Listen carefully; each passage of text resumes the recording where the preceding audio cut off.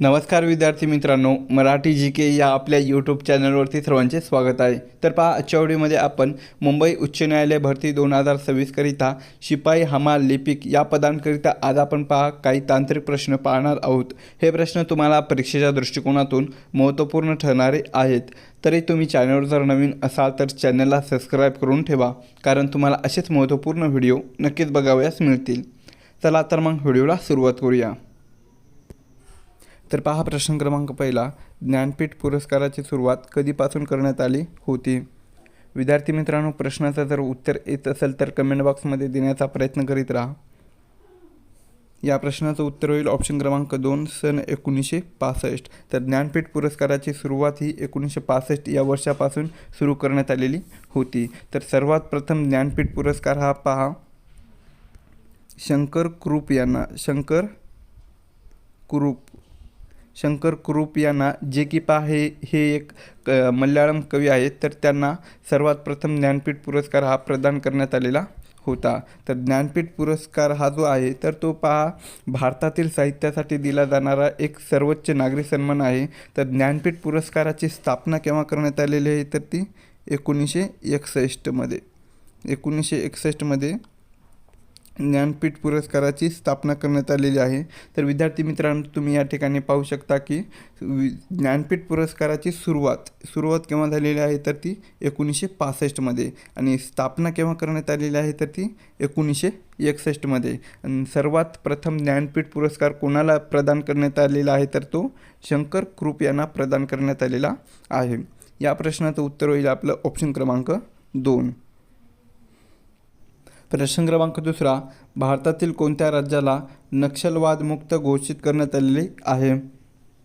या प्रश्नाचं उत्तर होईल ऑप्शन क्रमांक 3, पहा मध्य प्रदेश। तर भारतातील पहा मध्य प्रदेश या राज्याला नक्षलवाद मुक्त म्हणून घोषित करण्यात आलेले आहे।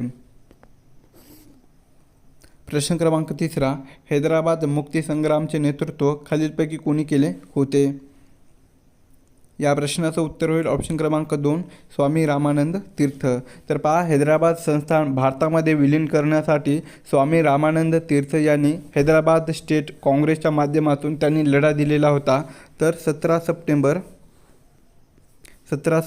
सन 1948 मध्ये, कधी 17 सप्टेंबर सन 1948 मध्ये हैदराबाद हे मुक्त करण्यात आलेले होते। या प्रश्नाचं उत्तर होईल आपलं ऑप्शन क्रमांक 2। प्रश्न क्रमांक 4, सम्राट अशोकने कोणत्या युद्धानंतर बौद्ध धर्माचा स्वीकार हा केलेला आहे? या प्रश्नाचं उत्तर होईल ऑप्शन क्रमांक 1, कलिंग। तर पहा, सम्राट अशोकाने कलिंग युद्धानंतर बौद्ध धर्माचा स्वीकार हा केलेला होता। तर कलिंग युद्ध हे केव्हा घडलेले होते तर ते इसवी सन पूर्व 261 मध्ये, कधी इसवी सन पूर्व 261 मध्ये कलिंग युद्ध हे घडलेले होते। तर कलिंग युद्धातील भीषण रक्तपात पाहून अशोकाने हृदय परिवर्तन त्याचे झाले होते कलिंग युद्धामध्ये, तर तेव्हा त्याने बौद्ध धर्म हा स्वीकारलेला होता। या प्रश्नाचं उत्तर होईल आपलं ऑप्शन क्रमांक 1। प्रश्न क्रमांक 5, उटी हे थंड हवेचे ठिकाण कोणत्या राज्यामध्ये आहे? या प्रश्नाचं उत्तर होईल ऑप्शन क्रमांक 4, तामिळनाडू। तर पहा, उटी हे जे थंड हवेचे ठिकाण आहे तर ते तामिळनाडू राज्यातील पहा निलगिरी या पर्वतरांगेमध्ये वसलेलं आहे। कोणत्या? निलगिरी या पर्वतरांगेमध्ये उटी हे थंड हवेचे ठिकाण वसलेले आहे। प्रश्न क्रमांक 6, काझीरंगा राष्ट्रीय उद्यान खालीलपैकी कोणत्या प्राण्यासाठी सर्वात जास्त प्रसिद्ध आहे? या प्रश्नाचं उत्तर होईल ऑप्शन क्रमांक 2, एकशिंगी गेंडा। तर पहा, काझीरंगा राष्ट्रीय उद्यान हे जे आहे तर ते पहा आसाम या राज्यामध्ये आहे। कोणत्या? आसाम या राज्यामध्ये असून तर तो पहा एकशिंगी गेंडा या प्राण्यासाठी सर्वात जास्त प्रसिद्ध आहे। तर काझीरंगा राष्ट्रीय उद्यान हे जे आहे तर त्यांना पहा 1985 मध्ये, कधी काझीरंगा राष्ट्रीय उद्यानास 1985 मध्ये याला पहा युनेस्कोच्या जागतिक वारसा स्थळाचा दर्जा हा मिळालेला होता। तर काझीरंगा राष्ट्रीय उद्यान हे जे आहे तर ते पहा ब्रह्मपुत्रा या नदीच्या काठावर वसलेलं उद्यान आहे। या प्रश्नाचं उत्तर होईल आपलं ऑप्शन क्रमांक 2। प्रश्न क्रमांक 7, सती बंदीसाठी कोणत्या गव्हर्नर जनरलने कायदा केला?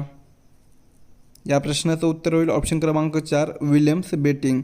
तर पहा 1829मध्ये वर्ष लक्षात ठेवा की 1829मध्ये पहा राजाराम मोहन रॉय यांच्या प्रयत्नामुळे लॉर्ड विल्यम्स बेटिंग यांनी सती प्रथा बेकायदेशीर ठरवणारा कायदा यांनी तयार केलेला होता.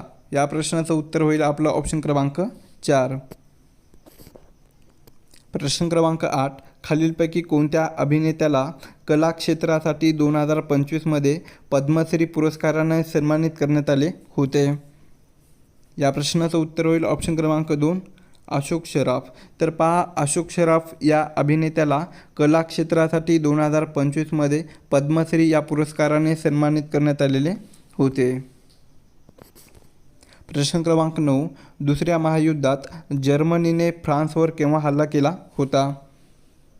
या प्रश्नाचं उत्तर होईल ऑप्शन क्रमांक 1 पहा 1940 म्हणजेच 10 मे 1940 या दिवशी पहा जर्मनीने फ्रान्सवर आक्रमण केले होते आणि अवघ्या काही आठवड्यामध्ये फ्रान्सवर जर्मनीने ताबा हा मिळवलेला होता. या प्रश्नाचं उत्तर होईल आपलं ऑप्शन क्रमांक 1. प्रश्न क्रमांक 10 इथिलीन गॅसचा वापर प्रामुख्याने कशासाठी केला जातो? या प्रश्नाचं उत्तर होईल ऑप्शन क्रमांक 2 फळे पिकवण्यासाठी. तर पहा इथिलीन हा जो गॅस आहे तर तो पहा एक नैसर्गिक वनस्पती संप्रेरक आहे जो की फळ पिकवण्यासाठी सर्वात उत्तम मानला जातो. या प्रश्नाचं उत्तर होईल आपला ऑप्शन क्रमांक 2 इथिलीन गॅसचा वापर हा फळे पिकवण्यासाठी केला जातो. प्रश्न क्रमांक 11 भारतीय राज्यघटनेमध्ये स्वातंत्र्याचा अधिकार कोणत्या कलमामध्ये दिलेला आहे? या प्रश्नाचं उत्तर होईल ऑप्शन क्रमांक 1 पहा कलम 19 ते 22. तर पहा आपल्या भारतीय राज्यघटनेमधील भाग 3 काय आहे भाग 3 मधील कलम 19 ते कलम 22 या कलमामध्ये स्वातंत्र्याचा अधिकार हा दिलेला आहे.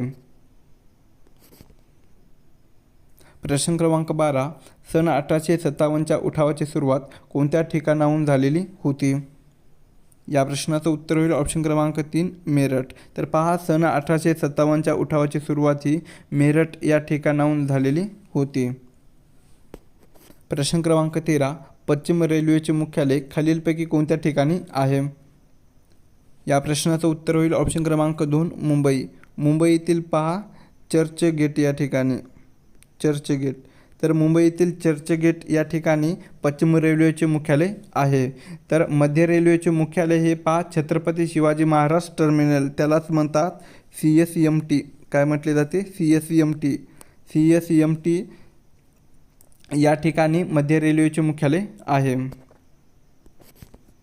प्रश्न क्रमांक 14 रेहेकुरी हे अभयारण्य पुढीलपैकी कोणत्या जिल्ह्यामध्ये आहे? या प्रश्नाचं उत्तर होईल पहा ऑप्शन क्रमांक 1 अहिल्यानगर. अहिल्यानगर या जिल्ह्यातील पहा कर्जत या तालुक्यामध्ये अहिल्यानगर जिल्ह्यातील कर्जत या तालुक्यामध्ये रेहेकुरी हे अभयारण्य असून तर ते पहा काळविटासाठी प्रसिद्ध आहे. कशासाठी? काळवीट या प्राण्यासाठी रेहेकुरी हे अभयारण्य प्रसिद्ध आहे. प्रश्न क्रमांक 15 मानवी शरीरात डिहायड्रेशन कोणत्या पदार्थाच्या कमतरतेमुळे होतो?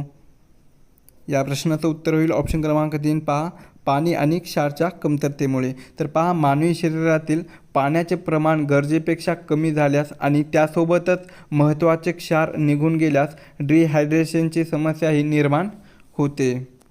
या प्रश्नाचं उत्तर होईल आपलं ऑप्शन क्रमांक 3. प्रश्न क्रमांक 16 खालीलपैकी कोणते शहर हे गंगा नदीच्या काठी वसलेले नाही? या प्रश्नाचं उत्तर होईल पहा ऑप्शन क्रमांक 2 लखनौ. लखनौ हे शहर पहा गंगा या नदीच्या काठावर वसलेले नाही. तर लखनौ हे जे शहर आहे तर ते पहा गोमती काय गोमती या नदीच्या काठावर वसलेले शहर आहे. तर पटना वाराणसी आणि कानपूर हे जे शहर आहे तर ते गंगा या नदीच्या काठावर वसलेले आहेत. प्रश्न क्रमांक 17 इट्स ऑलवेज पॉसिबल हे पुस्तक खालीलपैकी कोणाचे आहे? या प्रश्नाचं उत्तर होईल ऑप्शन क्रमांक 1 किरण बेदी. तर पहा भारताच्या पहिल्या महिला IPS अधिकारी किरण बेदी यांनी त्यांच्या तिहारी तुरुंगातील प्रशासकीय सुधारणा आणि अनुभवावर इट्स ऑलवेज पॉसिबल हे पुस्तक किरण बेदी यांनी ते लिहिलेले आहे. प्रश्न क्रमांक 18. रिहांद हा जलविद्युत प्रकल्प खालीलपैकी कोणत्या राज्यामध्ये आहे? तर रिहांद हा जो जलविद्युत प्रकल्प आहे तर तो पहा ऑप्शन क्रमांक 3 उत्तर प्रदेश. कोणत्या राज्यामध्ये आहे? उत्तर प्रदेश या राज्यामध्ये रिहांद हा जलविद्युत प्रकल्प आहे. प्रश्न क्रमांक 19. खालीलपैकी कोणते पठार हे टेबल लँड म्हणून ओळखले जाते?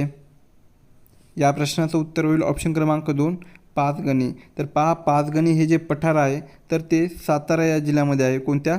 सातारा या जिल्ह्यामध्ये आहे, जे की हे पहा आशियातील दुसऱ्या क्रमांकाचे सर्वात मोठे पठार आहे. तर याच्या सपाट पृष्ठभागामुळे त्याला टेबल लँड असे म्हटले जाते. प्रश्न क्रमांक 20. कोणत्या दिवशी भारतीय लष्कराने गोवा पोर्तुगीजाच्या ताब्यातून मुक्त केलेला होता? या प्रश्नाचं उत्तर होईल ऑप्शन क्रमांक 2 19 डिसेंबर 1961. तर पहा आपल्या भारतीय लष्कराने ऑपरेशन विजय काय? आपल्या भारतीय लष्कराने ऑपरेशन विजय राबवून 450 वर्षाच्या पोर्तुगीज राजवटीमधून गोवा या राज्याला मुक्त केलेले होते. म्हणूनच पहा 19 डिसेंबर हा जो दिवस आहे तर तो गोवा मुक्ती दिन म्हणून साजरा केला जातो. प्रश्न क्रमांक 21. पुढीलपैकी कोणत्या शाखेसाठी नोबेल पारितोषिक दिले जाते? या प्रश्नाचं उत्तर होईल ऑप्शन क्रमांक 4 वरीलपैकी सर्व. म्हणजेच पहा भौतिकशास्त्र आणि रसायनशास्त्र, दुसरा आहे शरीरविज्ञान आणि वैद्यकशास्त्र, तिसरा आहे साहित्य, शांतता आणि अर्थशास्त्र. या 6 शाखेसाठी पहा नोबेल पारितोषिक हे दिले जाते. प्रश्न क्रमांक 22. कवरत्ती ही भारतातील खालीलपैकी कोणत्या केंद्रशासित प्रदेशाची राजधानी आहे? या प्रश्नाचं उत्तर होईल ऑप्शन क्रमांक 3 लक्षद्वीप. तर पहा अरबी समुद्रात असलेल्या लक्षद्वीप या केंद्रशासित प्रदेशाचे प्रशासकीय मुख्यालय आणि राजधानी कवरत्ती आहे. प्रश्न क्रमांक 23. पडछाया या शब्दासाठी आपल्याला विरुद्धार्थी शब्द निवडायचा आहे. तर पडछाया या शब्दासाठी विरुद्धार्थी शब्द कोणता होईल? ऑप्शन क्रमांक 4 छाया होईल. काय होईल? विरुद्धार्थी शब्द छाया होईल. प्रश्न क्रमांक 24. संगणकामध्ये वापरल्या जाणाऱ्या OSचे फुल फॉर्म काय असते? तर संगणकामध्ये वापरल्या जाणाऱ्या OSचे फुल फॉर्म काय आहे? तर ते ऑप्शन क्रमांक 2 ऑपरेटिंग सिस्टीम. काय आहे? Operating system. तर ऑपरेटिंग सिस्टीम हे एक सॉफ्टवेअर आहे जे की संगणकामध्ये हार्डवेअर आणि इतर प्रोग्राम्स नियंत्रित करते. प्रश्न क्रमांक 25. एडवर्ड जन्नरने विकसित केलेली लस कोणत्या आजारांशी संबंधित आहे? या प्रश्नाचं उत्तर होईल ऑप्शन क्रमांक 2 देवी. त्यालाच म्हणता पहा आपण इंग्लिशमध्ये स्मॉल पॉक्स. काय म्हणतात? Small pox. तर पहा एडवर्ड जन्नरने 1796 कधी? एडवर्ड जन्नरने 1796 देवी या रोगावर जगातली पहिली लस त्यांनी शोधून काढलेली होती. या प्रश्नाचं उत्तर होईल आपलं ऑप्शन क्रमांक 2. प्रश्न क्रमांक 26. नेताजी सुभाषचंद्र बोस आंतरराष्ट्रीय विमानतळ भारतातील कोणत्या शहरामध्ये आहे? या प्रश्नाचं उत्तर होईल पहा ऑप्शन क्रमांक 4 भारतातील कलकत्ता, जे की पहा पश्चिम बंगाल या राज्याची कलकत्ता हे शहर राजधानी आहे, जे की कलकत्ता या ठिकाणी नेताजी सुभाषचंद्र बोस आंतरराष्ट्रीय विमानतळ आहे. प्रश्न क्रमांक 27. फिल्म आणि TV इन्स्टिट्यूट ऑफ इंडिया म्हणजेच FTII कोठे आहे?